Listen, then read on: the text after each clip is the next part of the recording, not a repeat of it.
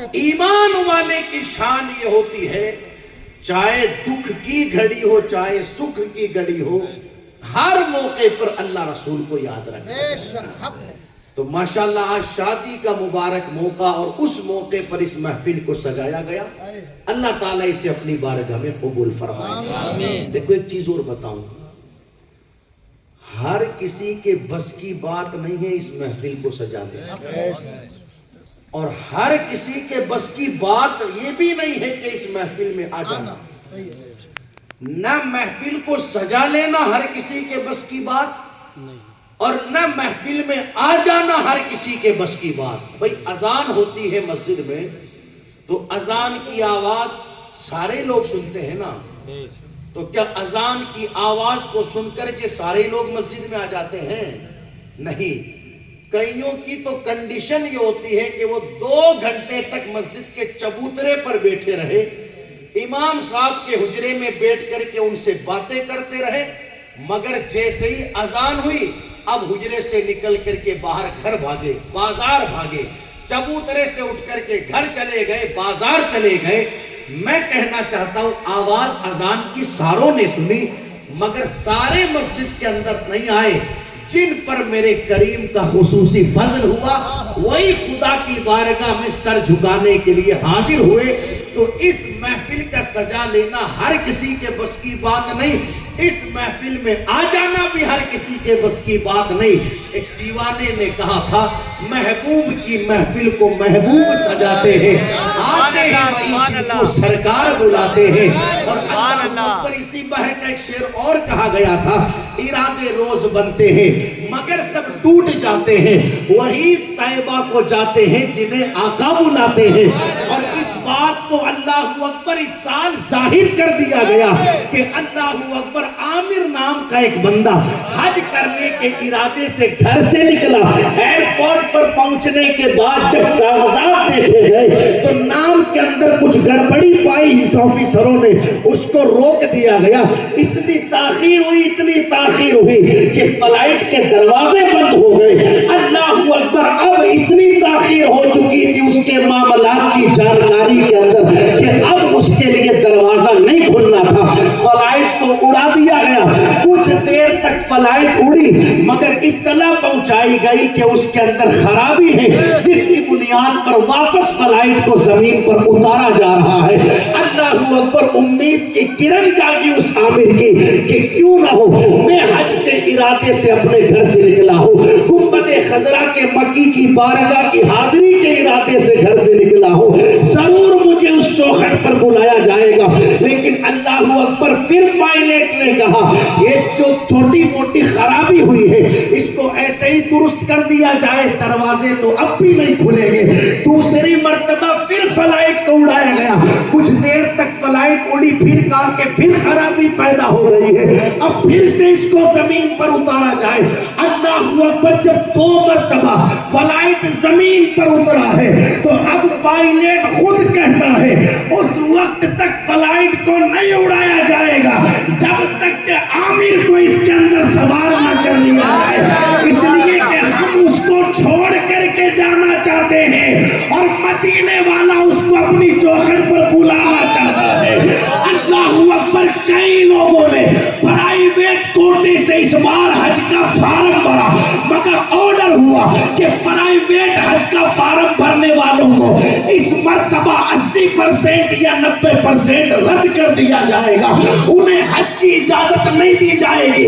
یار، جنہوں نے پرائیویٹ کوٹے سے فارم بھرا، فارم بھر چکا، پیسے ادا کر دیے گئے مگر پھر بھی فارم رد ہو گیا، اور ایک بندہ جسے فلائٹ سے باہر چھوڑ دیا گیا، 2 مرتبہ آسمان کی طرف اڑنے والے فلائٹ کو زمین پر اتار کر یہ بتایا گیا اس بارگاہ میں جانا یہ پیسوں کا کمال نہیں، یہ طاقت اور دماغ کا کمال نہیں، یہ تو اس مدینے والے کی نظر کا کمال ہے۔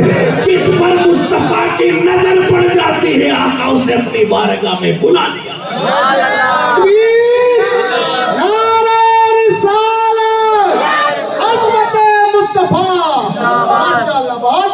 محفل کا سجانا بھی ہر کسی کے بس کی بات نہیں، اور محفل میں آنا بھی ہر کسی کے بس کی بات نہیں. خیر ہم خوش نصیب ہیں کہ آج اس محفل میں حاضر ہوئے. اللہ سب کی حاضری قبول فرمائے. دیکھو میں نے ایک حدیث شریف پڑھی ہے خطبہ مشرفہ کے بعد، اس کے تناظر میں چند باتیں آپ لوگوں تک پہنچانے کی کوشش کروں. اس گاؤں کے اندر کئی شادیاں ہوئی ہوگی، آس پاس میں رشتہ داروں میں برادری میں کئی شادیاں ہوئی. میں آپ لوگوں سے پوچھوں یہ جتنی شادیاں ہوئی آپ کے گاؤں میں آس پاس میں برادری میں، ان شادیوں میں سب سے شاندار شادی کون سی؟ اتنے لوگ یہاں بیٹھے ہیں، ہر بندے کا اپنا اپنا جواب ہوگا. کوئی کہے گا مولانا ابھی گاؤں کے اندر ایک شادی ہوئی تھی. کیا شادی تھی یار، میں سمجھتا ہوں کہ زیادہ نہیں تو کم سے کم اس بندے نے 25-30 لاکھ روپیہ خرچ کر دیا ہوگا. کیا ڈیکوریشن تھا اور کیا خوبصورت ٹینٹ تھا اور کیا خوبصورت طریقے کا کھانا تیار کیا گیا تھا. تب تک کوئی دوسرا بولے گا تجھے پتہ ہی نہیں، اس نے تو 25 لاکھ خرچ کیا، ان فلاں سیٹ صاحب کی شادی کے بارے میں تجھے خبر نہیں، انہوں نے اپنے بچوں کی شادی پر 50 لاکھ روپیہ خرچ کیا تھا. وہاں کیفیت یہ تھی کہ کھانا کھلانے والے مرد تو سارے مر ہی گئے تھے، عورتوں کو بلوایا گیا تھا کھانا کھلانے کے لیے. ارے کیا شاندار شادی تھی، اس میں 50 لاکھ روپیہ خرچ ہوا. کیفیت کیا ہے؟ لوگوں کا یہ ذہن بن گیا ہے جس شادی کے اندر پیسہ زیادہ خرچ ہو، جس شادی کے اندر روپیہ زیادہ خرچ ہو، وہ شادی سب سے شاندار شادی ہوتی ہے. لیکن آؤ مصطفیٰ جان رحمت صلی اللہ تعالیٰ علیہ وسلم کی بارگاہ میں چلے اور چل کر کے پوچھے یا رسول اللہ علیہ السلام آپ بتائیں نا شادیوں میں سب سے بہتر شادی کون سی ہے؟ ہم نے دنیا والوں سے پوچھا، کسی نے بتایا جس شادی میں 20 لاکھ روپیہ خرچ ہو وہ شادی شاندار ہوتی ہے. کسی نے بتایا جس میں 40 لاکھ روپیہ خرچ ہو وہ شادی شاندار ہوتی ہے. آپ بتائیں نا کون سی شادی سب سے بہتر ہے؟ میرے آقا علیہ الصلوۃ والسلام نے ارشاد فرمایا ان اعظم النکاح برکتن ایسر مؤونتن. آقا ارشاد فرماتے جس نکاح میں خرچہ کم سے کم کیا جائے وہ نکاح سب سے بہتر نکاح. کیا فرمایا حضور علیہ الصلوۃ والسلام نے؟ جس نکاح میں خرچہ کم سے کم کیا جائے وہ نکاح سب سے بہتر ہوتا ہے. ہماری سوچ کیا ہے کہ جس شادی میں روپیہ زیادہ خرچ ہوگا شاید وہ شادی سب سے شاندار. یہی وجہ ہے کہ جہاں خرچ کرنا چاہیے وہاں پر بھی خرچ کر رہے ہیں اور جہاں نہیں خرچ کرنا چاہیے وہاں پر بھی خرچ کر رہے ہیں. میرے آقا علیہ الصلوۃ والسلام نے ایک مقام پر ارشاد فرمایا لوگوں نکاح کو آسان کرو، اتنا آسان کرو، اتنا آسان کہ بدکاری، بدفعلی، زنا کرنا یہ مشکل ہو جاوے. مگر معاف کرنا آج ہم لوگوں نے نکاح کو بڑا مشکل بنا دیا. اتنا مشکل بنا دیا اگر بندہ اپنے ایک بچے کا رشتہ کرنا چاہتا ہے، نکاح کرنا چاہتا ہے، جب تک اس کی جیب میں 5-7 لاکھ روپیہ نہ ہو تب تک وہ ایک بچے یا بچی کی شادی کے بارے میں سوچ بھی نہیں سکتا. اتنا مشکل بنا دیا لوگوں نے. اللہ اکبر. اب جس کے پاس پیسہ ہے یار وہ تو 5-7 لاکھ روپیہ خرچ کر لے گا، مگر جس غریب کے پاس پیسہ ہے ہی نہیں، مہینے کی تنخواہ جس کی 14-15 ہزار روپیہ ہو وہ گھر کا خرچ چلائے اس پیسے سے یا بچوں کی شادیوں کے لیے روپیہ جمع کرے. ہوتا کیا ہے روپیہ جمع نہیں ہو پاتا، یہاں تک کہ بچے جوان ہو جاتے ہیں. اب رشتہ دار، خاندان والے، گھر والے سارے اسے کہتے ہیں صرف کماتا ہی رہے گا یا اپنے بچوں کی شادیوں کے بارے میں بھی سوچے گا. تنہائی میں آ کر کے اپنے آپ کو مخاطب کر کے کہتا ہے تم کیا کہتے ہو مجھے کہ میرے بچے جوان ہو گئے؟ وہ تو مجھے بھی دکھتا ہے کہ بچے جوان ہو گئے، مگر کروں کیا؟ تم سماج والوں نے نکاح کو اتنا مشکل بنا دیا کہ جب تک میرے پاس 5 لاکھ کا انتظام ہو نہیں جاتا تب تک میں شادی کر ہی نہیں سکتا. جب تک میرے پاس 7 لاکھ کا انتظام نہیں ہو جاتا تب تک میں شادی کے بارے میں سوچ بھی نہیں سکتا.